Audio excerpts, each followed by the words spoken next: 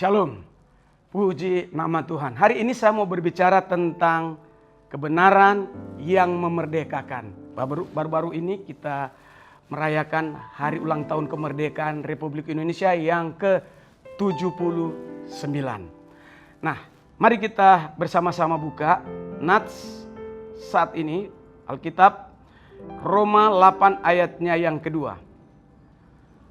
Roh yang memberi hidup telah memerdekakan kamu dari hukum dosa dan hukum maut. Mari kita berdoa. Bapa kami yang di sorga, yang kami kenal dalam nama Yesus, pada saat ini kami bersama-sama sehidangan dengan makanan rohani yaitu firman Tuhan. Urapi hamba-Mu yang sudah siap menyampaikan firman Tuhan.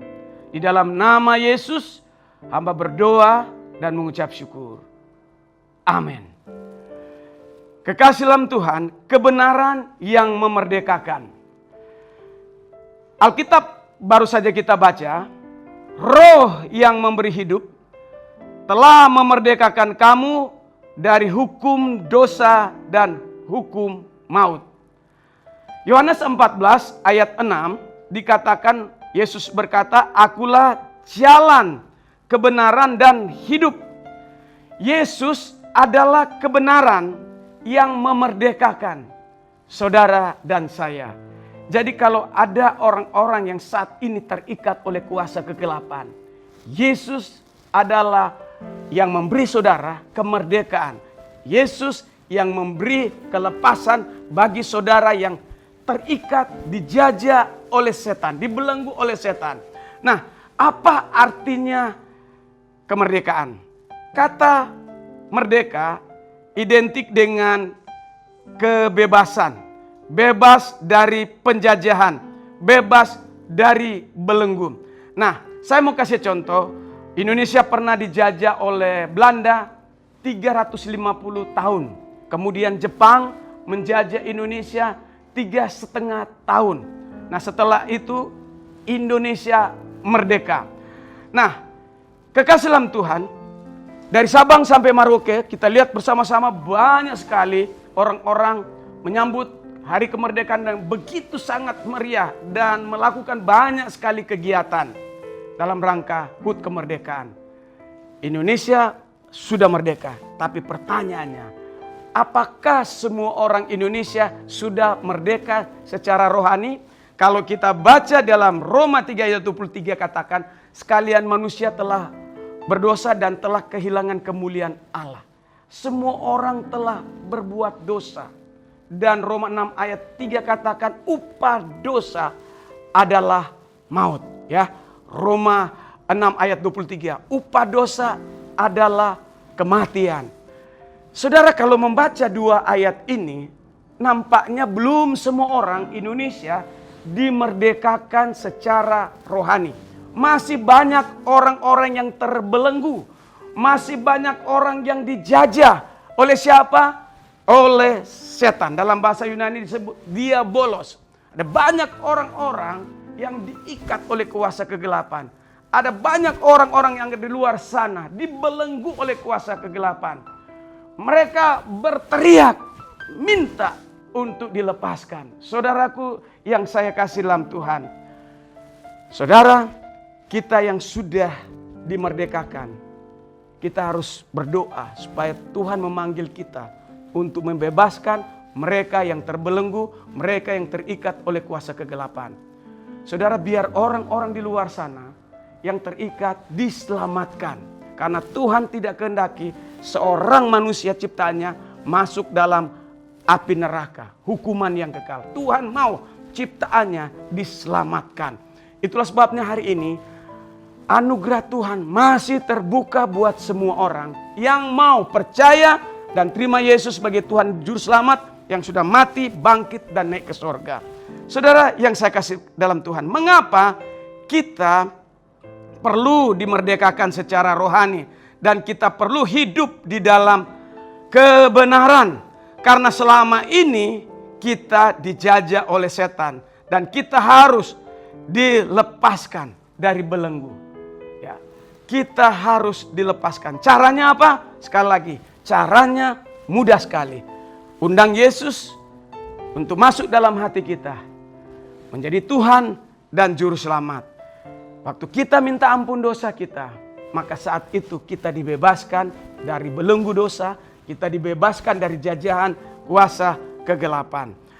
Nah, setelah kita diselamatkan secara rohani, apakah setan masih membelenggu kita?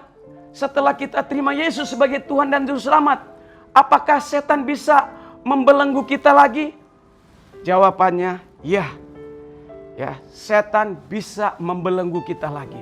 Itulah sebabnya Alkitab memberitahukan dalam 1 Petrus 5 ayat 8, sadarlah dan berjaga-jagalah, lawan musuh iblis berjalan keliling sama seperti singa yang mengaum mencari orang yang dapat ditelannya.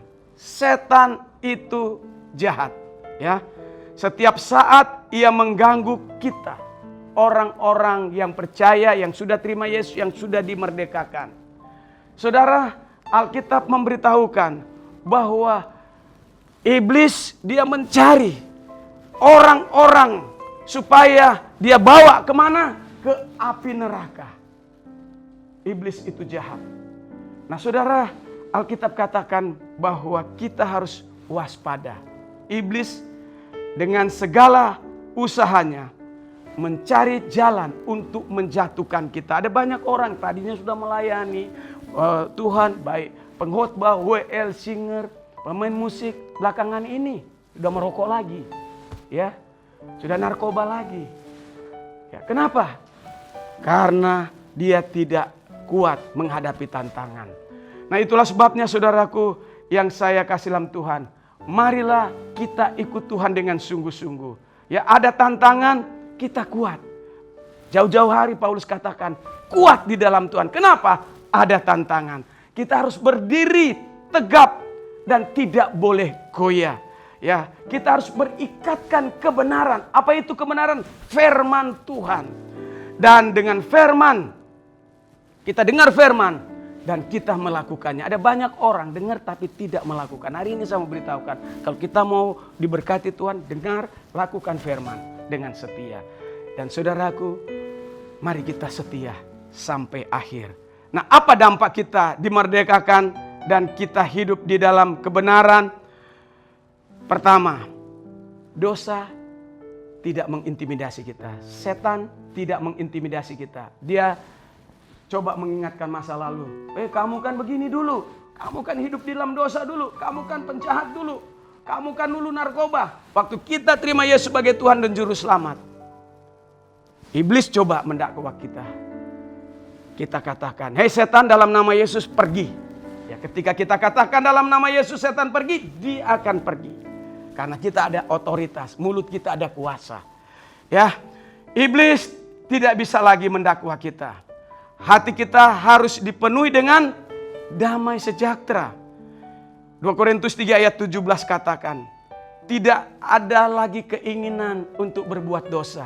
Ciri-ciri orang yang sudah dimerdekakan secara rohani. Tidak ada keinginan lagi pergi ke klub malam. Tidak ada lagi keinginan ke pub. Tidak ada keinginan lagi untuk berselingkuh. Tidak ada keinginan lagi untuk berbuat jahat. Kenapa? Karena Yesus sudah memerdekakan kita. Haleluya. Orang yang sudah merdeka secara rohani, tanda dirinya jadi hamba kebenaran. Saudara, mari kemanapun kita pergi, lakukan kebenaran. Kenapa? Karena kita sudah dimerdekakan oleh Tuhan. Saat Tuhan Yesus datang untuk kedua kali, saudara dan saya yang sudah dimerdekakan, pastikan nafiri sangkakala berbunyi, saudara dan saya terangkat ke surga. Tuhan memberkati kita semua. Mari kita berdoa. Bapa kami yang di surga, yang kami kenal di dalam nama Yesus, hari ini hamba-Mu sudah menyampaikan firman tentang dimerdekakan secara rohani dan kami hidup di dalam kebenaran. Waktu kami hidup di dalam kebenaran, setia sampai akhir, ketika nafir sangkakala berbunyi, kami semua akan terangkat ke sorga berjumpa dengan Yesus. Demikianlah firman Tuhan yang kami sampaikan pada saat ini. Berbahagialah kami yang mendengarkan firman dan menjadi pelaku firman. Dalam nama Yesus kami berdoa. Amin.